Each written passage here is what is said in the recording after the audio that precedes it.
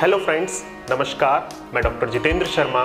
आज हम बात करेंगे मेकिंग ऑफ इंडियन कॉन्स्टिट्यूशन या भारतीय संविधान के निर्माण की प्रक्रिया के बारे में। जैसा कि हम जानते हैं, हमें जो इंडिपेंडेंस है वो 15 अगस्त 1947 को प्राप्त हुई, लेकिन इंडिपेंडेंस से कई साल पहले से भारतीयों द्वारा संविधान निर्माण की मांग की जा रही थी और इस मांग में सबसे पहले 1934 में हमारे देश में कम्युनिस्ट मूवमेंट के प्रणेता श्री एम.एन. रॉय द्वारा 1934 में भारतीयों द्वारा निर्मित संविधान की मांग की गई।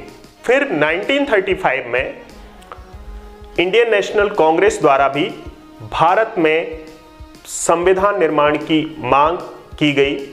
इसी तरह 1938 में पंडित नेहरू जी द्वारा संविधान निर्माण की मांग की गई जो भारतीयों द्वारा निर्मित हो।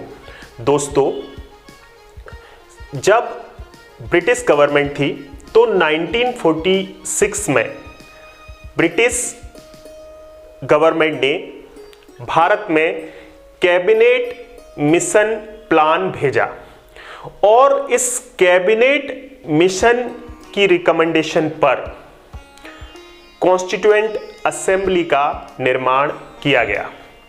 दोस्तों, जो कैबिनेट मिशन 1946 में आया था, उसकी रिकमेंडेशन के अनुसार जो कॉन्स्टिट्यूएंट असेंबली बनी, उस कॉन्स्टिट्यूएंट असेंबली में कुल 389 मेंबर्स थे। जो 389 मेंबर्स थे, उन मेंबर्स में से 293 मेंबर्स ब्रिटिश इंडिया के थे और 93 मेंबर्स देशी रियासतों से इस कॉन्स्टिट्यूएंट असेंबली में नॉमिनेट किए गए थे। जो कॉन्स्टिट्यूएंट असेंबली या संविधान सभा थी, उसमें लगभग प्रत्येक 10 लाख पर एक मेंबर अपॉइंट किया गया था और संविधान सभा के जो मेंबर्स थे उनका इलेक्शन इनडायरेक्ट इलेक्शन मेथड की तरह हुआ था। दोस्तों, जो कॉन्स्टिट्यूएंट असेंबली या संविधान सभा कैबिनेट मिशन की अनुशंसा पर बनाई गई थी, उस संविधान सभा में उस समय के भारत के लगभग सभी प्रोमिनेंट मेंबर्स थे, सिर्फ 2 मेंबर्स को छोड़कर, महात्मा गांधी जी और मोहम्मद अली जिन्ना। ये दोनों कैबिनेट कॉन्स्टिट्यूएंट असेंबली के सदस्य नहीं थे। दोस्तों, जो संविधान सभा थी उसकी फर्स्ट मीटिंग 9 दिसंबर 1946 को हुई थी। दोस्तों, जो 9 दिसंबर 1946 को कॉन्स्टिट्यूएंट असेंबली की मीटिंग हुई, उस मीटिंग में जो अध्यक्ष, टेम्परेरी अध्यक्ष बनाए गए थे, उनका नाम था डॉक्टर सच्चिदानंद सिन्हा। दोस्तों, कॉन्स्टिट्यूएंट असेंबली के जो टेम्परेरी चेयरमैन थे, उनका नाम डॉक्टर सच्चिदानंद सिन्हा।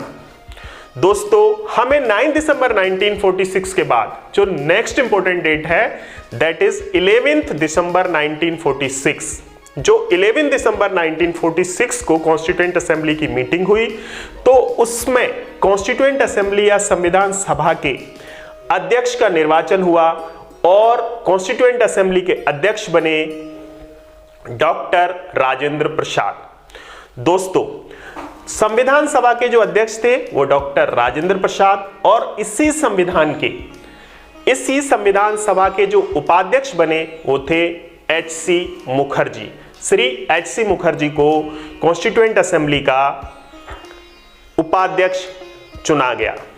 दोस्तों, यहां एक महत्वपूर्ण बात है कि संविधान सभा के अध्यक्ष डॉक्टर राजेंद्र प्रसाद हैं और जो डॉक्टर B.R. अम्बेडकर जी हैं, वो जो कॉन्स्टिट्यूशन है, भारतीय संविधान के जनक माना जाता है इन्हें। क्यों माना जाता है? क्योंकि जो कॉन्स्टिट्यूशन की ड्राफ्ट कमेटी थी, उसके चेयरमैन थे। लेकिन हमें यहाँ याद रखना होगा कि जो कॉन्स्टिट्यूशन की ड्राफ्ट कमेटी थी, यानी कॉन्स्टिट्यूशन की ड्राफ्टिंग की थी, वो डॉक्टर BR अम्बेडकर जी ने की थी। इसीलिए इन्हें भारतीय संविधान सभा का फादर, भारतीय संविधान का जनक या फादर ऑफ इंडियन कॉन्स्टिट्यूशन कहा जाता है। लेकिन संविधान सभा के जो चेयरमैन थे वो डॉक्टर राजेंद्र प्रसाद थे। दोस्तों, जो कॉन्स्टिट्यूएंट असेंबली या संविधान सभा थी, उसकी जो 13 दिसंबर 1946 को मीटिंग हुई, उसमें संविधान निर्माण के लिए पंडित जवाहरलाल नेहरू जी द्वारा ऑब्जेक्टिव रिजोल्यूशन पारित किया गया। ऑब्जेक्टिव रिजोल्यूशन, और उसी ऑब्जेक्टिव रिजोल्यूशन के आधार पर हमारे संविधान निर्माण की जो वर्तमान संविधान है उसकी प्रक्रिया शुरू हुई। दोस्तों, जो कॉन्स्टिट्यूएंट असेंबली की स्थिति थी वो भारत के इंडियन इंडिपेंडेंस एक्ट 1947 के बाद बदल गई और संविधान सभा नए फॉर्मेट में आई। तो दोस्तों, जैसा कि हम जानते हैं, जून 1947 में माउंटबेटन प्लान आया था।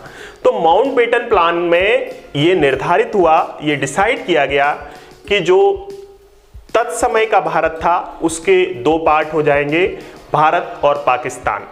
इसके बाद जब इंडियन इंडिपेंडेंस एक्ट आया 1947 में, तो जो संविधान सभा था उसके संविधान सभा के दो पार्ट हो गए।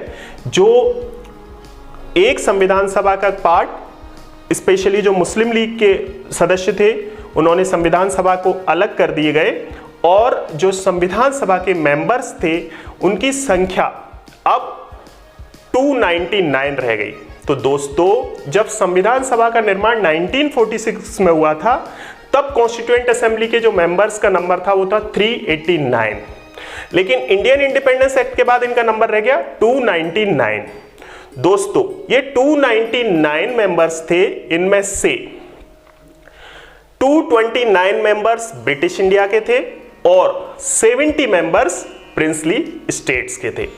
दोस्तों, इसके अलावा इंडियन इंडिपेंडेंस एक्ट पारित होने के बाद जो कॉन्स्टिट्यूएंट असेंबली थी वो सोवरेन बॉडी बन गई, संप्रभु बन गई। यानी जो इंडियन इंडिपेंडेंस एक्ट लागू होने से पहले कॉन्स्टिट्यूएंट असेंबली ये ब्रिटिश गवर्नमेंट की एक कॉन्स्टिट्यूएंट असेंबली थी, यानी एक यूनिट थी जो ब्रिटिश गवर्नमेंट ने अपॉइंट की थी।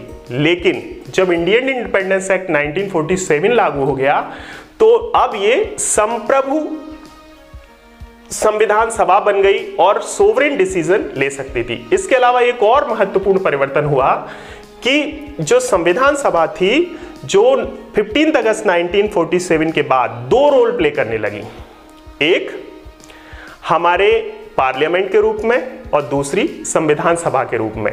तो दोस्तों, जो फर्स्ट लोकसभा इलेक्शन होने से पहले संविधान सभा ही पार्लियामेंट की तरह काम करती थी।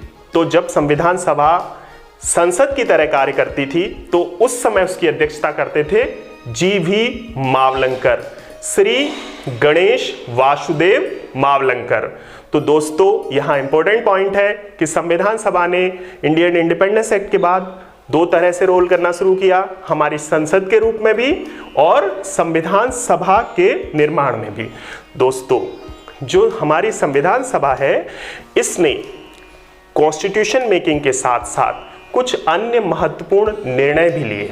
जैसे इसी संविधान सभा ने जो कॉमनवेल्थ में इंडिया की मेंबरशिप को रेटिफिकेशन किया, साथ ही साथ 22 जुलाई 1947 को जो हमारा नेशनल फ्लैग एडॉप्ट किया गया, वो इसी कॉन्स्टिट्यूएंट असेंबली ने किया। जो हमारा नेशनल फ्लैग ट्राई कलर है, वो 22 जुलाई 1947 को हमारी कॉन्स्टिट्यूएंट असेंबली ने ही एडॉप्ट किया था। दोस्तों, इसके अलावा 24 जनवरी 1950 को हमारी इस कॉन्स्टिट्यूएंट असेंबली ने नेशनल एंथम को स्वीकार किया। नेशनल एंथम यानी जन गण मन, ये श्री रविंद्रनाथ टैगोर जी द्वारा लिखा गया है। इसी संविधान सभा द्वारा 24 जनवरी 1950 को नेशनल सॉन्ग को एडॉप्ट किया गया और ये नेशनल सॉन्ग है हमारा वंदे मातरम, जो श्री बंकिम चंद्र चट्टोपाध्याय जी द्वारा लिखा गया है। संविधान सभा द्वारा ही भारत के प्रथम राष्ट्रपति डॉक्टर राजेंद्र प्रसाद को चुना गया 24 जनवरी 1950 को। दोस्तों, हमारी संविधान सभा ने हमारे कॉन्स्टिट्यूशन को 26 नवंबर 1949 को एडॉप्ट किया और उस समय हमारे संविधान में जो शेड्यूल थे वो थे 8 शेड्यूल और आर्टिकल थे वो थे 395 आर्टिकल। दोस्तों, हमारी संविधान सभा द्वारा ही हमारे संविधान का निर्माण किया गया। इस संविधान के निर्माण में डॉक्टर बी.आर. अम्बेडकर जी ने महत्वपूर्ण रोल प्ले किया, इसीलिए इन्हें फादर ऑफ इंडियन कॉन्स्टिट्यूशन भी कहा जाता है।